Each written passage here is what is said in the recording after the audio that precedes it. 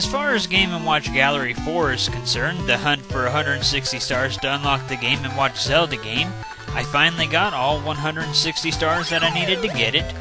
I've only really messed around with the Zelda Game & Watch game just a little bit.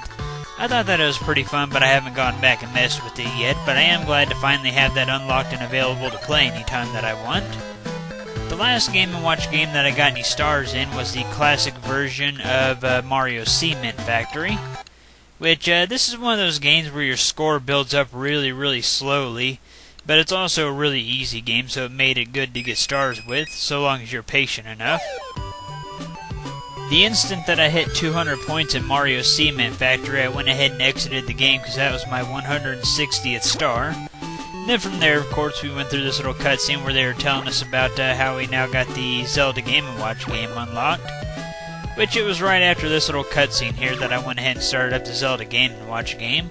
Like I said, I haven't really played with it a whole bunch. I get the general idea of what you gotta do with it though. You start out on a lower level, you got an enemy down below you trying to stab you up through the floor, and then you got a main enemy that's throwing knives at you. And you gotta block the knives with your shield and then hit him with your sword. After you hit the enemy a certain amount of times, he'll die. His HP is located in the lower right of the screen. And then after you destroy the enemy, it'll make some stairs appear, then you take the stairs up. Then once you get to the very top of the stairs, you fight a dragon. From what I gather, you can collect a tomahawk to help you deal some extra damage to the dragon that you fight. Then after you defeat the dragon, you get a piece of the Triforce and you start over, and then once you've completed the full Triforce, you get a bunch of points for it. So that's the main idea of the Zelda Game & Watch game, but like I said, I haven't really messed with it a whole bunch, but I am really happy to finally have this game unlocked, that way I can play it anytime that I want to. As far as the run of Final Fantasy I on the Dawn of Souls cartridge for the Game Boy Advance is concerned, the only stuff that I had left to do is defeat Omega and Shinryu, which I read that I'd have to level myself up to level 80 at least in order to destroy them, but that wasn't the case for me at all. I was level 59, I believe, and I decided to go ahead and make my way to Omega and Shinryu in the Water Soul of Rebirth dungeon. And I didn't defeat Omega my first try by any means, but I felt like I did good enough that I could defeat him without having to level grind or anything. Which I was right. It pretty much came down to putting up a few support spells to keep us from taking too much damage, while at the same time having my Black Mage buff my Knight, and having my White Mage cast her healing spells on the entire team. After I had the Red Mage put up a few defensive spells and everything, I had him start using the Rune Staff, which casts a level 2 heal spell. And between the Red Mage and White Mage healing and the Black Mage buffing the Knight, we took out Omega pretty soundly. He didn't really have any chance because all the damage he's doing was constantly being healed. And then my Knight just kept getting more and more powerful thanks to the Black Mage. So yeah, I didn't have to level grind at all. I was able to defeat Omega pretty soundly. Like I said, I think that I was level 59. I forgot to look at my stats before I entered the battle against Omega. I did take a look at them after I exited the Soul of Rebirth Water Dungeon. Yeah, I was level 59, as you can see right here. Here's everybody's stats for anybody that wants to see them, and their equipment, of course. Got myself a Knight, a Red Wizard, a White Wizard, and a Black Wizard. I think that that's probably my favorite team to use in the Final Fantasy I, because you got somebody who's great at fighting, somebody who's great at white magic, somebody who's great at black magic, and somebody who's good at all three. They can handle any situation. Right after I finished off Omega, I left the Soul of Rebirth Water Dungeon, then I went straight to Melmond, which was right by where the Rebirth Dungeon was located. And I healed up there, and then I came right back to the Rebirth Dungeon and worked my way back down to fight Shinryu. I read that Shinryu would be much harder than Omega was, but that wasn't the case for me at all, thanks to Shinryu having lower defense. My Knight just did even more damage, but overall I used pretty much the exact same strategy on Shinryu as I used on Omega. Just put up some support spells and had the Red Mage, White Mage heal. The Black Mage buffed the Knight, and the Knight attacked. That's really all that there was to it. Shinryu went down even quicker than Omega did. By the time I defeated Shinryu, I was level 61. I gained a couple more levels on my way back to him. And, yep, here's my stats at level 61 for anybody that wants to see them. Pretty much the same equipment and everything. Nothing really changed with that. Just minor stat differences from gaining a couple levels is all. And with Shinryu and Omega both down and out, this pretty much concludes my run of Final Fantasy I on the Dawn of Souls cartridge for the Game Boy Advance. Like I said, I used my favorite party for this run, which is a warrior, red mage, white mage, black mage, for all the reasons that I stated earlier. I like how you have like a little extra ending here showing you the different towns and the people in it and stuff.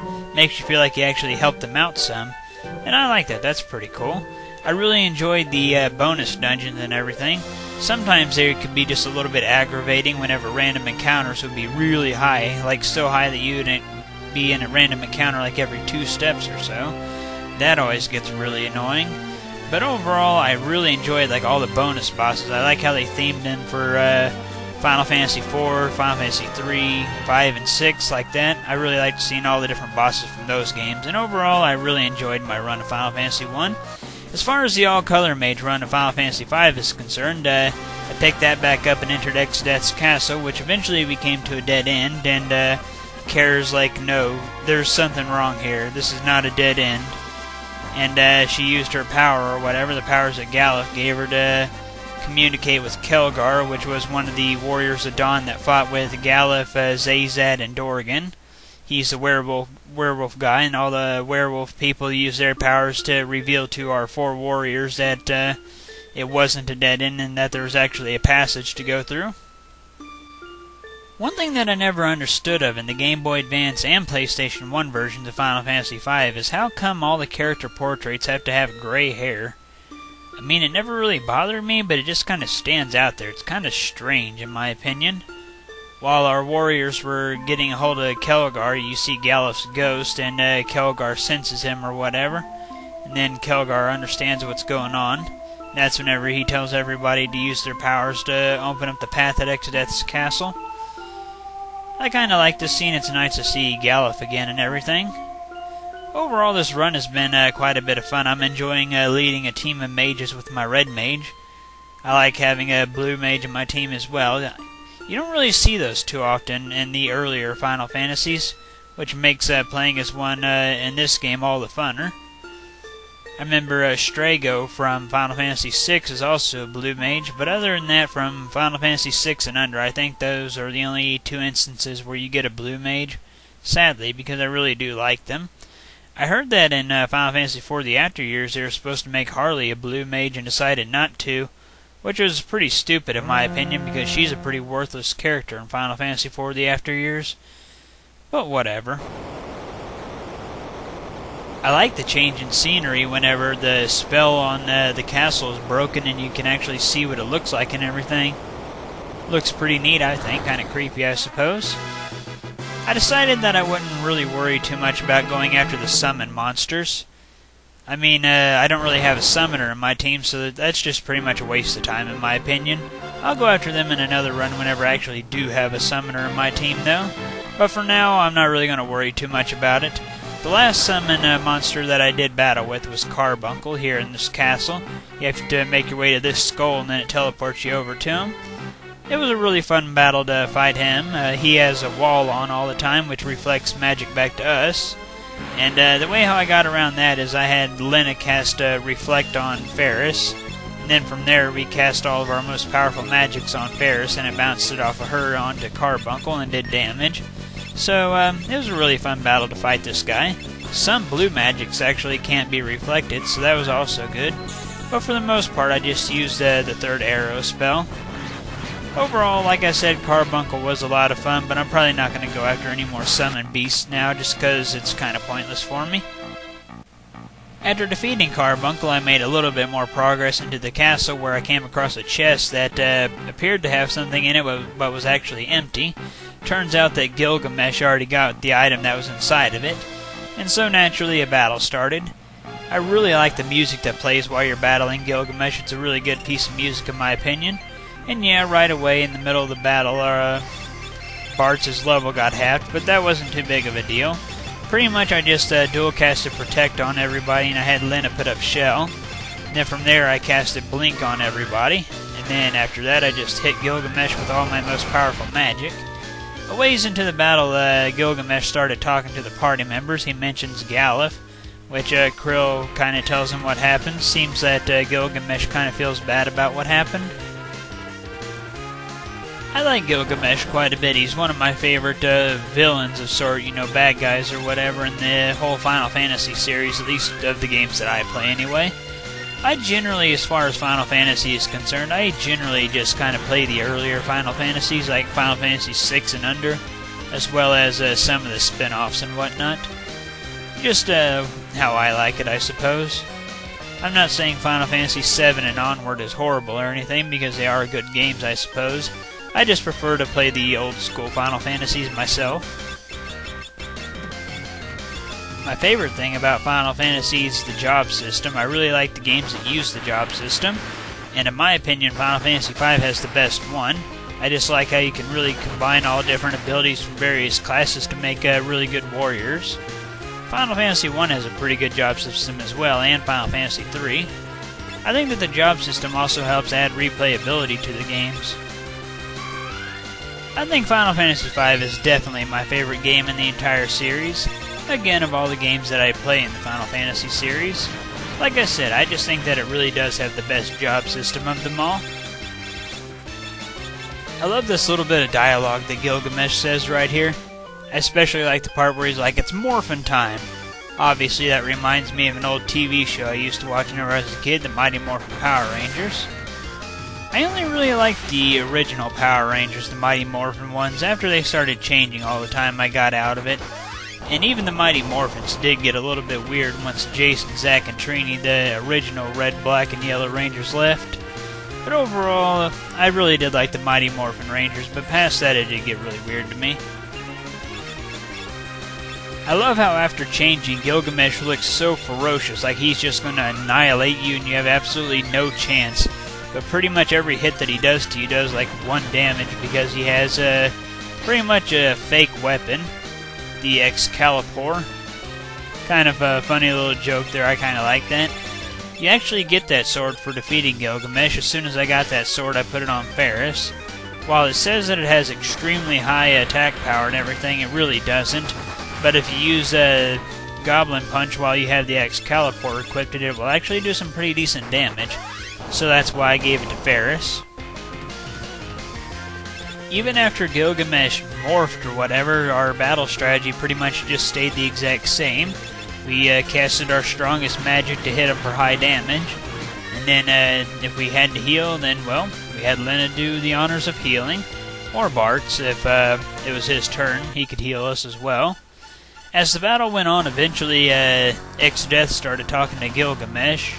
And Exdeath sent Gilgamesh to the Void. Or the Rift, or whatever you want to call it. I kind of feel bad for Gilgamesh because I don't think that he actually is really that bad at heart, or however you want to look at it. Because later on he actually is kind of nice to you once you meet up with him in the Void. But overall, I guess he did kind of get what was coming to him by constantly messing with us and everything. And you don't get any ability points for defeating Gilgamesh, which is kind of a bummer, but I didn't really need any at the same time. I was already mastered in all the classes that I made my characters, so it's no big deal. After defeating Gilgamesh, I made more progress through the castle and eventually met up with Exdeath himself. I actually had to redo the battle against Exdeath a few times, not because I lost by taking too much damage and all my characters fainting or whatever, but because there were a couple of spells that I wanted to learn from Exdeath, a couple of blue magic spells, so I had to restart the battle a couple of times in order to get those. I believe I learned level 3 Flare and Doom from Exdeath, so yeah, it caused me to start the battle over a couple of times. Pretty much I fought Exdeath kind of the same way how I fought Gilgamesh. I had dual cast Protect on everybody, and I had Lena put Shell on everybody. And then after that I pretty much had Bartz help out with healing or attacking with magic, or he'd just use physical attacks. And then I had Ferris and Krill use their strongest attack magic, and Lena would just heal when needed. Of course, I used level 2 ult on Exdeath at the very beginning of the battle, since it affects him and all. And yeah, I'd put up Blink whenever it was needed as well. Overall, Exdeath wasn't too bad. I just had to restart a couple of times to get a few spells that I needed for Ferris. But overall, like I said, the battle wasn't too bad. And And yeah, once the battle was won and everything, the crystals shatter. As the cutscene goes on after the crystals shatter and everything, it will eventually fade to black, and then it will fade back in. Whenever it fades back in, the characters will wake up and they'll be at Castle Tycoon, which of course means that we should probably go there, which I did. I think it's kind of neat how you got 3 different worlds. You got the first world, then a whole new second world, then the final world pretty much combines worlds 1 and 2, which I think that's pretty neat. I like that about this game. Another thing that I like about World 3 is that it opens up a lot. It lets you pretty much do things in whatever order you want to. Of course, you have to follow how the game wants you to do it for just a little while, but eventually it will get set up to where you can do things how you want in whatever order you want them to be done in. So I like that. I think that that's pretty cool, and I like how the game opens up like that for you. Like I said, though, once the cutscene got over and everything, we obviously headed up to Castle Tycoon. Once we got there, we met back up with the Chancellor, who was really excited and surprised to see Lena and Sarissa, as Ferris's real name, alive, and he's so happy that he throws a big banquet, and he dresses Ferris all up, and she looks all fancy in her princess outfit and everything. I think that she actually looks pretty good as a princess, but whatever. I never really thought that Lena looked very princess-like. Maybe that's just because that's how she looks through the entire game and you just kind of get used to it. I think that that's probably it. Kind of cracks me up how the guards push around Bartz and Krill down here. Right after this scene, the banquet got started, and Ferris came out in her princess outfit or whatever, and all the men and women were dancing with each other. Except for Bartz and Krill, of course. They weren't dancing, they were just kind of watching everything. Ferris didn't really like being in her little princess outfit or whatever. Bartz obviously liked it. He fell in love with her instantly the moment that he seen her come out all dressed as a princess. Which is kind of funny, I suppose. After Bartz had some sense knocked back into him after Krill calling out that he's blushing, they kind of went over to the side and watched the banquet. After a moment or two, Krill went outside, and then you have to go outside and talk to Krill. She's thinking about her grandpa and everything, Galuf, and then Bartz is like, well, let's go, and Krill's like, what? He's like, well, we're back in my world for some reason. Let's go investigate and find out what's going on. And Krill's like, yeah, let's go do that. And they stopped and wondered, what about Lynn and Ferris? Shouldn't they come? Then they just kind of decided, no, they probably should stay here since they're back in their town or whatever. They decided that they'd head up to the northwest after this guy ran into them. Said that he came back to bring the news that the bridge over the West River was complete. And they decided to go to the northwest to meet back up with Boko, Bartz's chocobo. After meeting back up with Boko, Krill talked to him, since apparently she can speak chocobo. But it turns out that Boko found himself a girlfriend, and she's pregnant, so he's getting ready to become a dad. But she didn't mind him leaving to help us out for a little while. I think it's kind of cool that they gave a chocobo a little bit of backstory. I like Boko, he's really cool in my opinion. But Boko helped us out with traveling around the world and everything. So once we got on Boko, we just kind of wandered around. You pretty much don't really know where to go, you're just kind of following the path that it allows you to take anyway. The only path that won't give you a dead end. And eventually you'll come up to a pit, which you'll see here in just a few minutes. And you fall into the pit and you fight a mini-boss, but like I said, we'll get to that.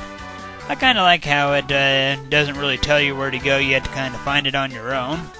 And it's not like they can leave you completely helpless, they at least let Boko come with you so that you don't get into any random encounters or anything. Like I said though, I really do think that Boko is really awesome, and I like that they gave a chocobo a little bit of story. And like I said, after we got on Boko, we wandered around for a little while, following the only path that we can really make any progress on. Eventually, we came across an area that turned out to be an endless pit. Or not really an endless pit, but a pit. And after falling into the pit, we had to fight a mini-boss. Bartz was kind of yelling at Boko, saying that it was his fault that we fell into the pit. And Krill's like, don't yell at him. Then it was right after that the mini-boss battle started. This mini-boss, or boss in general, however you want to look at it, this boss always kind of reminds me of Final Fantasy IV, the ant lion, of course, for obvious reasons. Since I only had Bartz and Krill in my team, I had Krill do most of the attacking with her black magic, and then I had Bartz cast healing magic as well as protect. And overall, this ant lion went out really easily. Just a few strong spells from Krill, and he went out pretty soundly. Not much to him, but it was still a fun battle nonetheless. One of my favorite scenes in this entire game happens right after you defeat the ant lion. You're kind of stuck in the hole that you fell in for just a few minutes, in one of those scenes where you just kind of wander around until something happens automatically. After wandering around, you'll see a rope come down, then you try to grab the rope and it gets lifted up a little bit, so you try to grab it again. They just keep teasing you with it. Turns out it's Ferris up there at the top teasing you with the rope because you left her behind at the castle. Boko tries to help you out. You jump on him and try to get the rope, and he still doesn't get it. I just find this scene to be hilarious. I love how Ferris just kind of plays around with Bartz like that. And of course, Ferris helped us get out of this little pit here and everything. Lena still didn't rejoin the team at all. It would have been nice if she could have joined as soon as Ferris joined back up, but whatever. That's probably my least favorite thing about Final Fantasy V is how long you had to go without Lena. It only really bothers me because it puts her behind by a few levels, which that just really does bother me. It wouldn't bother me otherwise, but the fact that she's gone so long that the rest of your team members get 2 or 3 levels ahead of her just kind of bothers me. But it's not that big of a deal. I love how after getting out of the hole, Ferris asks which one of them chose to leave her behind. And then Krill points at Bartz, and she's just like, it was him. Then Bartz is like, it was her. They just kind of go back and forth like that. Kind of funny. They pretty much ask Ferris how come she chose to leave the castle. She pretty much just said the princess life isn't the life for her. That she's much more attuned to being a pirate. It's much more her style to be a pirate. Then Bartz and Krill are like, yeah, you're right. And then they laughed. Ferris looks kind of bummed out, like, yeah, I guess. Then she just kind of like, boo, at him. Makes him jump. I just really like this whole little scene here of them getting out of the pit and talking. And like I said, it was nice to get Ferris back. And before this scene ends, they give you a hint as to something that's getting ready to happen. Krill's just like, ow, I got a splinter. Which kind of hints you to something later on in the game here shortly. But if it's your first run, you wouldn't really think much of it. But you'll see here in just a minute. After riding Boko for just a little while longer, we came up to a cave, and after entering the cave, we came across the sage. It always cracks me up with all the crazy stuff that Bartz and the sage say and do to each other. I think that that's another one of the reasons why Final Fantasy V is my favorite. It has a lot of humorous moments in it. And yeah, it turned out that the splinter that Krill had was actually X-Death disguised as a splinter. And he came out once we met back up with the sage, and then this whole battle scene here started. Even the sage got in on the fight, which was pretty cool. I like how they had like a little animated battle going on here. You see X-Death using the power of the void to suck in towns and everything. First one that you see this happening to just happens to be Castle Tycoon. And of course Lena is still there and everything, so she's under attack and whatnot. If you go near any of the towns after they've been sucked up like that, it'll make you go into the void or whatever. Something like that. I just remember something happens whenever you go near them, so I usually try to stay clear. I don't think that it's anything that would cause a game over, though. Still, though, like I said, I usually just stay clear after a town has been sucked up or whatever. Like I was saying, though, I really do like how you see that little animated battle here, and I especially like how they let the sage get in on the action. Kind of funny to watch a turtle fighting with the very final boss of the game. One of my favorite lines in this entire fight is kind of a reference to the Ninja Turtles. It cracks me up. This line right here, you think I sat around 7 centuries munching on pizza? Just kind of cracks me up. I love how it's kind of a reference to the Teenage Mutant Ninja Turtles. After that, though, X-Death pretty much kind of used a spell or something and blew all the characters away. Amazingly, though, they all wound up landing at the exact same area, even though they all get blown away in different directions. Oh well, though. Whenever they wake up, they are at the Library of Ancients, which the sage is all like, what? So it exists! Obviously, since the sage is from World 2 and the characters are from World 1, the characters are like, well, yeah, it's no big deal. The sage is like, let's go there now! Then we went there, and of course all the scholars and stuff somehow knew who the sage was already. But once we got there, we went up to the top floor of the library and everything, and they had like a little meeting there. Bart was all like, we gotta go now and stop X Death, and the sage is just like, nope, you're stupid. It's pretty much, he just explains how we had to collect the 12 legendary weapons in order to take down X Death. Which really only 3 of the legendary weapons can do much for my team of mages, but still they're pretty useful. I set out on the journey to get all those weapons. My first stop was at the pyramid to the west of the library. Once we got to the area with the quicksand from earlier where we fought the worm, it turns out that the quicksand isn't moving or anything. The character said that it's probably because the earth crystal shattered, the land is starting to weaken or whatever. So we made our way over to the pyramid. Whenever we entered here, we got attacked by 2 gargoyles, which you have to destroy at the same time in order to progress, which isn't too hard to do whenever you have a team of mages and you can just attack all the enemies at once using your magic. So yeah, the gargoyles went out pretty soundly, didn't give us much trouble. After the battle, a page from the book came up and burned, and then it opened up the door to lead us into the pyramid. So naturally I went into the door and made my way through the pyramid and everything. A lot of mazes. I collected all the items along the way. And then I got my first tablet. And after I got the first tablet, the pyramid started raising, at least the platform that we were on. It rose and took us up to the top part of the pyramid or whatever. After getting each tablet, you'll get to unlock 3 of the legendary weapons of your choice. On top of that, it will unlock an event depending on the tablet that you get. In this one's case, it unlocked Bahamut. After reading all the stuff on the tablet about Bahamut, they look out in the distance, and then Bahamut shows up and says that he'll wait for us on the top of a mountain. Which, I don't know if I'm going to bother with that or not, again because I don't have a summoner and it wouldn't really benefit me at all. I always kind of liked how summoners actually have to kind of earn their magic by fighting the creatures and winning against them. Makes it towards not as easy as just going to a store and buying the magic like a black mage would. Still though, I do like summoners and black mages, probably about the same. If I had to pick though, I'd probably go for black mages just because it's more classic to me. Still though, like I said, I do like both of them. After Bahamut showed up, he said that he'll wait for us at the North Mountain. Which, like I already said, I won't be bothering going there or anything, just because I don't really need Bahamut since I don't have a summoner. Right after the whole ordeal with Bahamut talking to us, they seen the ship show up out in the distance. And with all that said and done, I went ahead and left the pyramid. We had a quick exit since we got taken to the top of the pyramid, just had to go straight down. So that was nice. I'm glad that I didn't have to go all the way back through the pyramid. That would have been really annoying in my opinion. After leaving the pyramid, I started heading towards the ship since it finally showed up and everything. As I made my way through this forest area, a cutscene happened where Windrake showed up and brought Lena back to us. After the Windrake dropped Lena off, the characters, our 3 party members here, Bart's Krill and Ferris, surrounded Lena.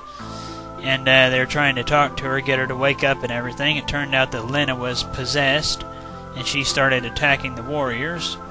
But that only lasted for a moment before the Windrake sacrificed itself to get the thing possessing Lena out of her body. Then, of course, as soon as that happened, our warriors that we have right now went into a boss battle against that creature. Which that creature went out just like pretty much all the other bosses. I had Bart's dual cast Protect. Then I had Ferris and Krill use their strongest attack magics. Yeah, X-Death shows back up, and after circling around us, he causes Lena to attack our party members a little bit more.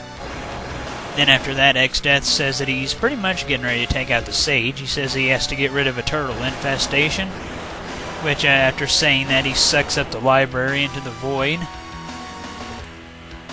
I always like the music that plays in the library in this game. It's one of my more favorite songs throughout Final Fantasy V.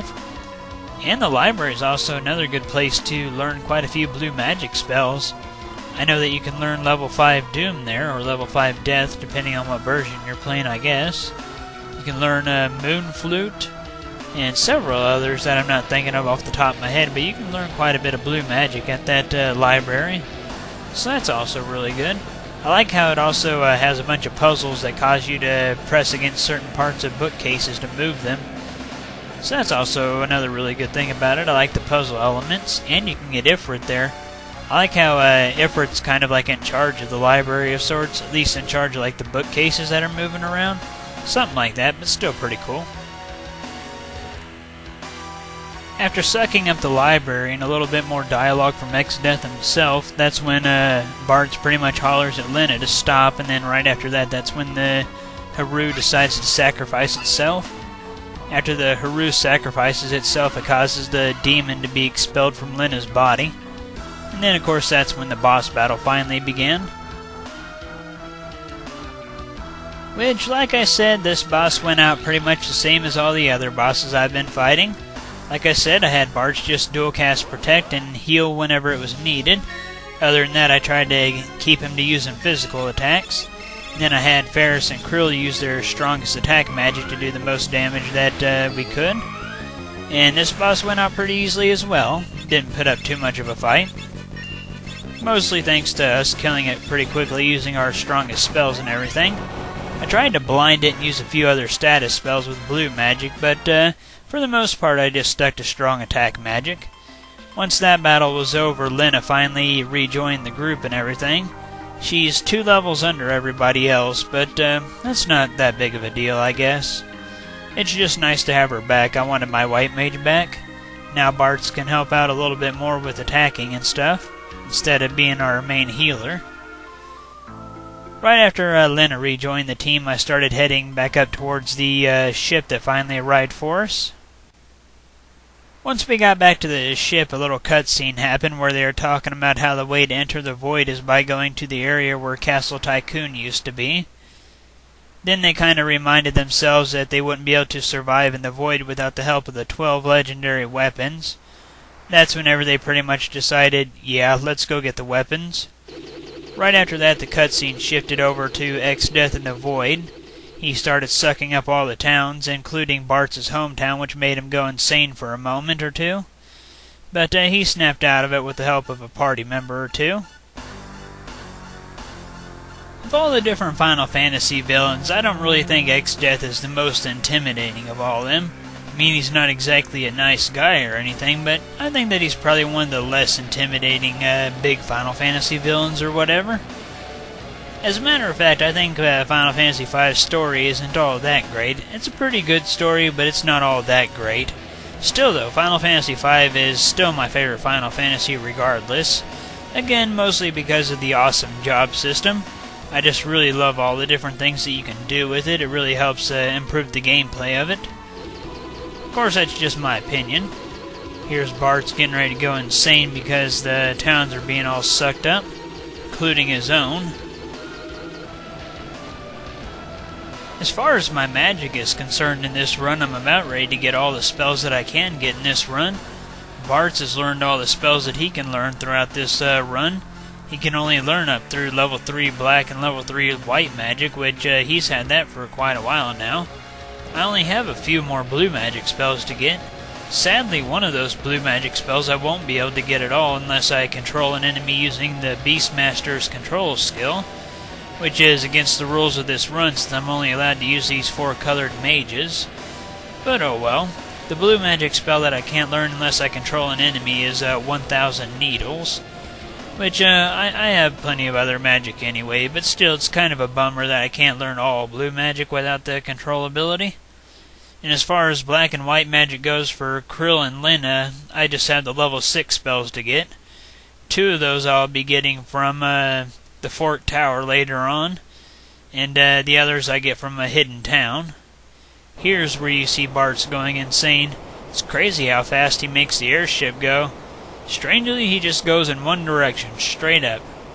Around the world in 80 seconds. Good record there, Bartz. And like I said, after a moment of being insane, a couple of the party members go up and tell him to calm down, which he does, thankfully. Once this cutscene got over and everything, I made way for the sealed castle so that I could get my first 3 legendary weapons. Whenever I got there, the weapons that I chose to get was the Assassin's Dagger for Bartz. I chose to get the Sage's Staff for Lena and the Magus Rod for Krill. I read that the Magus Rod is supposed to help increase damage of elemental black magic spells, or just elemental spells in general, so that was a really good weapon to get for Krill with her black magic. Then the Sage's Staff was just good for Lena as a white mage. And the only physical weapon that Bartz could equip as a red mage that I read anyway was the Assassin's Dagger, which is pretty good because it can randomly kill enemies in one hit, so that's also really good. There wasn't really any legendary weapon that I could get for Ferris though, other than the Assassin's Dagger, but I'm just leaving her with the Excalibur.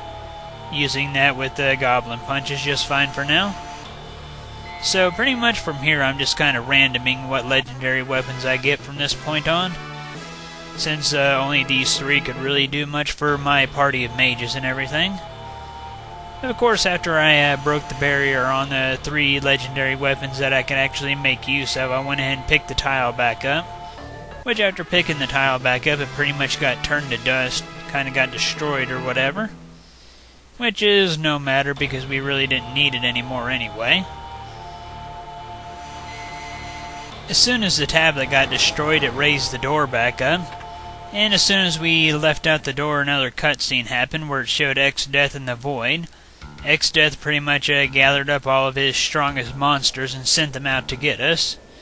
Which I'm not too worried with all the legendary weapons that we got that we can make use of, plus tons of powerful magic. I think that we can pretty much handle all these creatures that X-Death is sending at us. Still, I kind of like this little cutscene here where it shows all the different monsters that you'll be fighting and everything. I thought that that was really cool, kind of a forewarning to what's getting ready to happen to you. Pretty much after you get the first tablet, that's the point where the third world really opens up for you and lets you do things however you want. And I really like that. I decided to go for the island shrine for my next tablet, which of course after getting there I was attacked by 2 gargoyles just like at the pyramid. And just like at the pyramid, you just have to take them both out at the same time, which again is really easy whenever you have 3 mages and so much attack magic. And once again, after I defeated the 2 gargoyles, another page from the book came out and burnt. Then it opened up the way in. I learned quite a few blue magic spells here, Mind Blast and a few others. And this area wasn't too bad. It was really fun to go through this area here as well. The island shrine, I mean, of course. Once we finally got up to the second tablet, that's when one of the monsters showed up. And of course, the battle started against him. Throughout this battle, I had Bartz dual cast Libra on different Wendigos, and I also had Lena use Libra on the Wendigos, and occasionally heal when necessary. While it may look like there's 4 of these guys, only one of them is actually real and you can do damage to them, which was why I was casting Libra. Libra will only tell you the stats on the real Wendigo, so that's one way to figure out which one was the real one. And so, obviously, once I found out which one was the real one, I hit them with my strongest attack magic. Overall, that battle wasn't too bad, just took a little while because I had to keep finding which one of them was real. And of course, once I got the second tablet, I went ahead and left the island shrine. It showed us the fort tower and talked about how that was our next quest that got opened up by getting this tablet. By going to the fort tower, we had to split our team up into 2 physical fighters and 2 magic fighters. And then after climbing up to the top of the tower, we'll get our strongest black and white magics. So I look forward to doing that. Of course, I want to have Bartz and Ferris be my physical people, and Lena and Krill be my magical ones. So I look forward to climbing up that tower and getting the strongest magics. Before I went to that tower, though, I returned to the sealed castle and got my next 3 legendary weapons. Like I said earlier, I don't really care what weapons I get now because none of them will really do my team any good because my mages can't really use them. I just went ahead and got the Fire Lash, which would normally be useful if you had a Beastmaster, or a Monster Trainer, or whatever you want to call them. And I got a couple of other weapons. Like I said, none of them really matter, just kind of random what I got. I got the Gaia Bell, which of course would be really good on a Geomancer, or an Elementalist, or whatever you want to call them. I like those classes. I like how they can use the terrain to attack your enemies. really cool take on like a magical type class. I really like that. Then the last weapon that I got was the Excalibur, which of course would be really good on like a knight or something like that. As a matter of fact, I'm pretty sure that knights are the only class that can equip the Excalibur, which makes sense, I suppose. After getting my next 3 legendary weapons, I of course picked up the second tablet, and it got destroyed and raised up the area that had the door there. I left the sealed castle, and once I left the sealed castle, I went to the Fork Tower. I healed in the nearby town and saved and quit from there. Here's everybody's stats and everything, for those of you who are interested in seeing it. Krill's stats right here is the Black Mage. You can also see the abilities that I have on them.